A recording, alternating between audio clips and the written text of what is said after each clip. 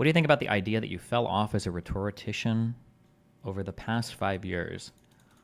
I don't I don't know what like the when people say things to attack me, like if it's clearly not true. I don't know if you understand. All you're doing is like making me feel better. Like those are the few like when people come in is like, oh, this guy's like falling off. Like every single year as my career and my income and my influence continue to grow and grow and grow. And it's like, do you think that like if for an insult to work, there has to be like at least like some element of truth to it. And it's like, okay, well, yeah, I feel really bad as I've had probably more mainstreamish conversations this year than I probably have in the last like 5 years of my career combined. Yes, I'm definitely feeling the effects of my failing rhetoric and everything for sure, dude. Is there even any political streamer ever that's had close to the same amount of mainstream appearances at OS Destiny? Probably. We just don't interact with them as much. Like David Pakman has probably talked to more people mainstream, I would imagine. The Young Turks probably have, right? I'm sure there are other people that we just don't interact with. Like there's whole like podcasts out there, like Pod Save America and shit. Like you've got this whole other like apparatus of stuff out there that we don't interact with at all. So it's harder to see it, yeah. The particular conflict, the Israel-Palestine stuff though, definitely brain broke me. I don't know what the thing we'll get into next after this is, but if it's anything like this, man, I might become an anti-college person. I don't think there will ever be a moment in my life as shocking as that Finkelstein debate, except for maybe the reaction to it. Those two events, I think, will be forever unfathomable in my mind. That I could spend 6 months like reading on some shit, not even as well structured or as organized as I could, and like outside of any structured learning environment, and then sit across the table from some retard that's been studying it for 4 decades, and he has nothing to say to me. And the only point of substance he wants to argue with me on, the mens rea. Not only was he wrong on that, like I'm lucky that like the ex-president of the ICJ actually came out and even further clarified those those genocide statements. Like, yeah, Jesus, that's like unbelievable to me. That everything relating to and revolving around that conflict, holy shit. I thought vaccines and coronavirus were bad. My fucking God.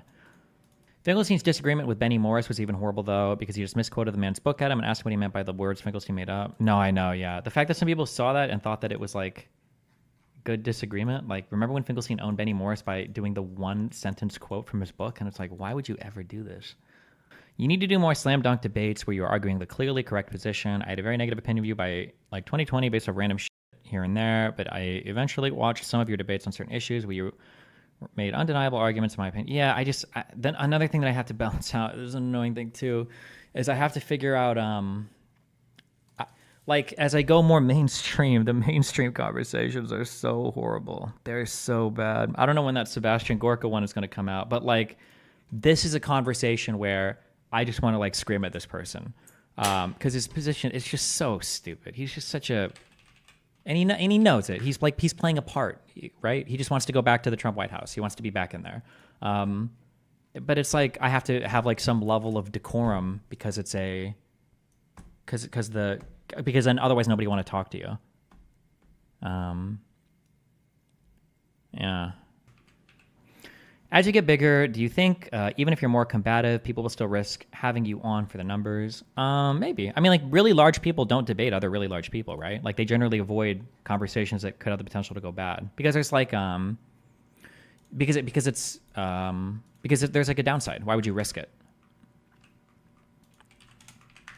Like, it's not like Ben Shapiro and Steven Crowder are debating Sam Cedar and I don't know, other big leftists. Who do you want to debate on the right and then on the left and on what topics? I don't even know. I don't even feel like I do debates anymore. I feel like I just go and I get through I guess it's actually the exact fear that I had about a year ago or a year or two ago when people were like, oh, you got to go more mainstream, And I'm like, yeah, we can. But like, as the talks get more mainstream, they become more, watered down or more like talking, but just get like very annoying. Not annoying. That's not specific enough. They just become like very hollow. Like we're basically both tweeting at each other. Like, I think that this is wrong. And they was like, well, I think it's right. And I'm like, well, I think it's wrong because of this. And I'm like, huh, you would say that. Next. And it's just like, okay. You unironically need to become more grifty in the mainstream. I thought about like selectively covering certain topics, but I kind of like to maximize for my, what I enjoy. I've also thought about, I doubt it actually do, but just like nuking everything and just be like, we're just going to like read history books from now on and everything else. I'll just do this until I run out of 5 minutes. They stop manufacturing it. I think we should temporarily ban Hassan posting on the subreddit as an experiment to see if the other community is willing to disengage with you and stop spreading lies. Right? No, because it's easy. You have to think of where the incentives are. Sometimes banning commentary about people.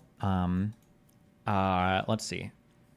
I understand all of this. I've been in these communities, swimming through them long enough to know like how it works.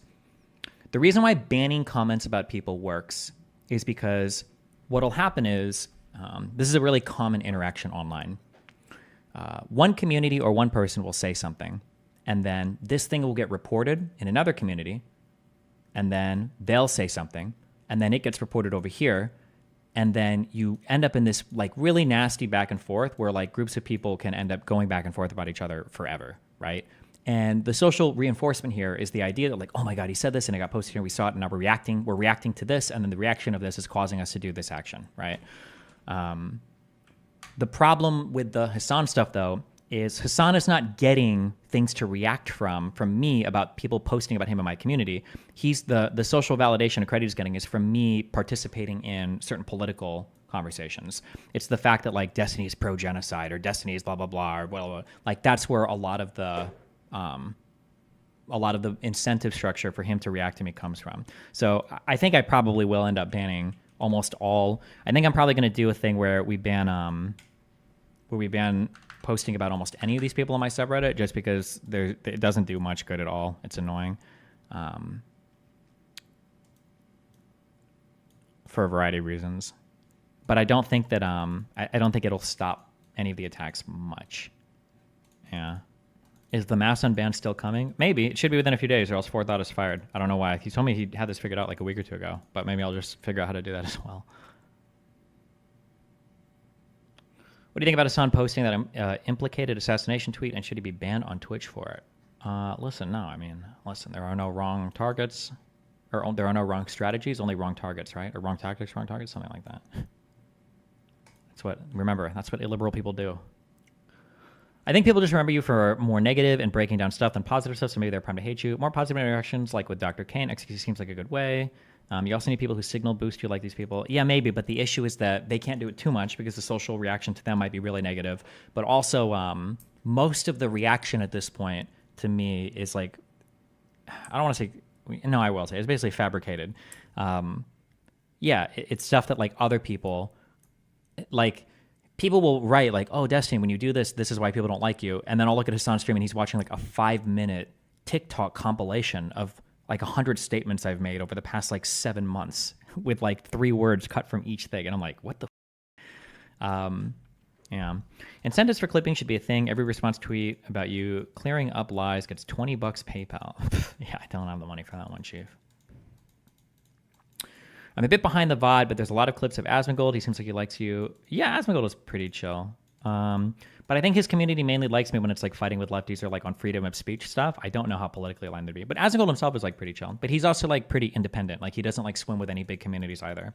Same thing with XQC, I think. Like those two people. So it's nice that they're generally pretty fair, but it doesn't benefit me much. It's not like it doesn't help me with anything else. Like those communities are pretty unique to themselves, yeah.